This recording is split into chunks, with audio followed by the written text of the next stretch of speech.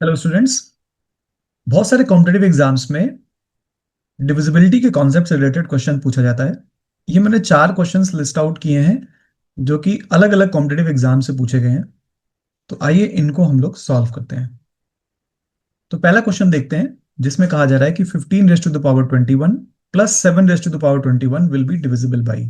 तो इस क्वेश्चन को सॉल्व करने के लिए हम ध्यान से देखते हैं कि हमारे पास जो पावर है वो सेम है और यहाँ पे a power n plus b power n की डिविजिबिलिटी के बारे में पूछा जा रहा है कि ये किससे डिविजिबल होगा।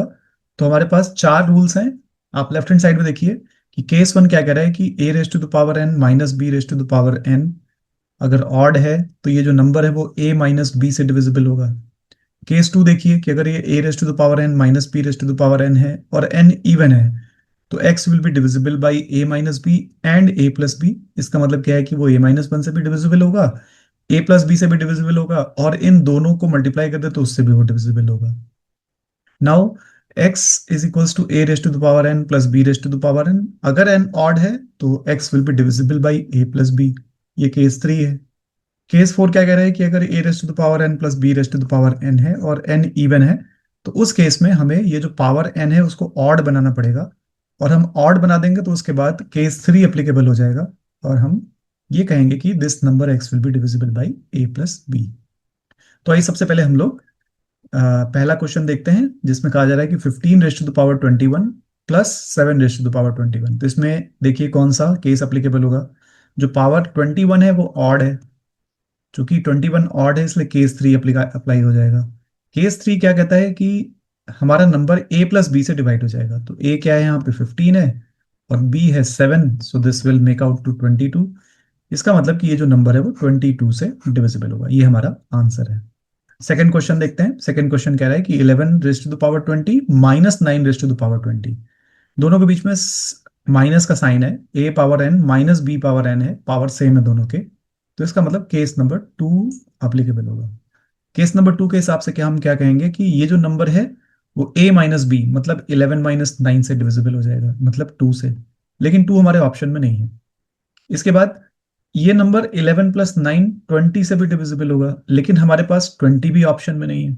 तो हम क्या करते हैं कि a माइनस बी और a प्लस बी दोनों से डिवाइड हो सकता है ये, तो हम क्या करते हैं कि 2 और 20 को मल्टीप्लाई कर देते हैं। So this comes out to 40। ये जो नंबर है वो 40 से भी डिविजिबल होगा। तो option C is the correct option for this question. Next question देखिए, ये कह रहा है कि 21 raise to the power 15 minus 9 raise to the power 15। ये जो नंबर है उसमें पावर सेम है दोनों का, बीच में माइनस साइन लगा हुआ है और ऑड पावर है। 15 इज द ऑड नंबर। तो इसमें कौन सा केस अप्लीकेबल होगा? केस नंबर थ्री अप्लीकेबल होगा। और केस नंबर थ्री क्या कहता है कि sorry, case number one applicable होगा। केस नंबर वन में ये a माइनस बी से डिविजिबल होगा। तो a है 21, b है 9, दोनों का डिफरेंस फाइंड कर लीजिए 12 और ये 12 से डिविजिबल होगा। आइए नेक्स्ट क्वेश्चन देखते हैं जिसमें कहा जा रहा है कि 4 raise to the power 30 plus 5 raise to the power 30।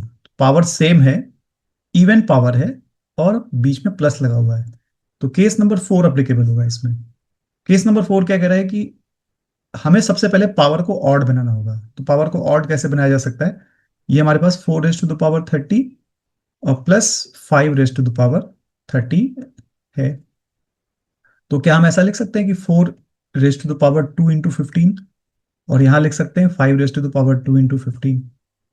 फिर हम ऐसा लिख सकते हैं कि 4 square raise to the power 5 और plus 5 square raise to the power 5, sorry 15, दोनों पावर 15 है। तो 4 स्क्वायर को हम लिख सकते हैं 16, तो 16 रेज़ टू द पावर 15 हो गया और plus 5 raise to the power 2 को हम लिख सकते हैं 25 और रेज़ टू द पावर 15। तो ये a power n plus b raise to the power n, जहां पे पावर ऑड है 15 हमारा ऑड हो गया। तो इसमें कौन सा केस अप्लीकेबल होगा? Case number three. Case number three के हिसाब से 16 + 25 a प्लस बी से ये डिविजिबल हो जाएगा, मतलब कि 41 से ये डिविजिबल हो जाएगा। तो हमारा option number D correct option है इस क्वेश्चन का answer. Thank you for watching this video. Please keep watching for more concepts, जो ऐसे कॉन्सेप्ट्स जिनको कि कॉम्पिटेटिव एग्जाम्स में पूछा गया है उनसे related questions. Please like this video and subscribe to the channel.